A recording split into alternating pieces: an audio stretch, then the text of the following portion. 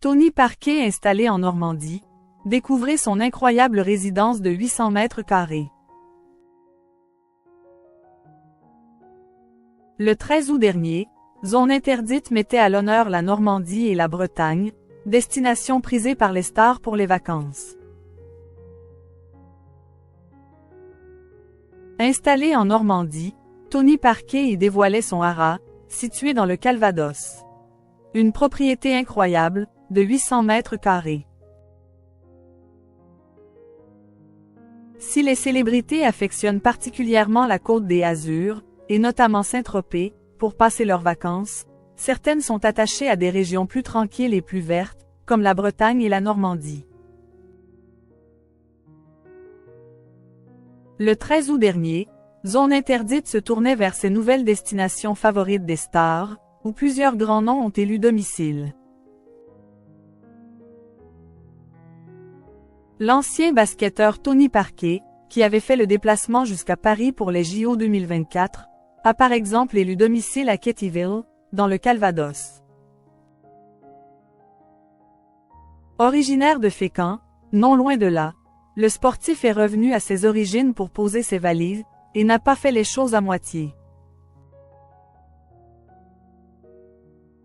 En effet, l'ancien numéro 9 des Spurs de San Antonio a ouvert les portes de sa résidence de 800 mètres carrés pour les équipes de l'émission, dont un extrait a été publié sur Instagram, dévoilant sans tabou le haras qu'il possède. Une majestueuse demeure, pour laquelle il a eu un coup de foudre immédiat. Dès que je suis rentré, j'ai vu ça, j'ai dit c'est bon. C'est chez nous, racontait-il devant les caméras de M6. Et pas question de la garder pour lui.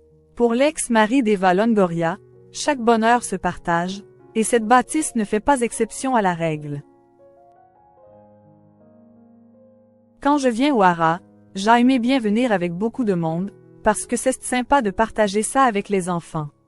Mes enfants adorent venir ici.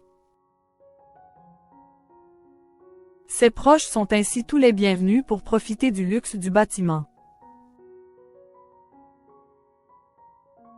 Ce nouveau sport vers lequel il s'est tourné.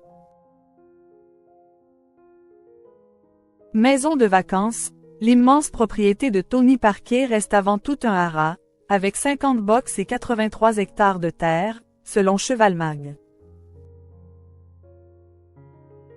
Acquis en novembre 2021 avec Nicolas Batum, un autre basketteur, le domaine accueille les juments des sportifs et propose aussi des pensions d'élevage et de repos. En février dernier, le domaine affichait complet et souhaitait même s'agrandir.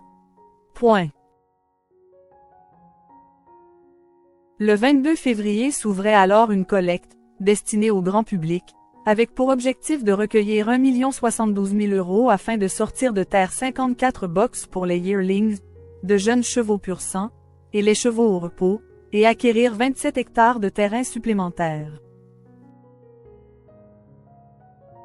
Un grand projet pensé pour démocratiser l'élevage du cheval et faire découvrir ce monde au grand public grâce à une participation minimale de 10 €.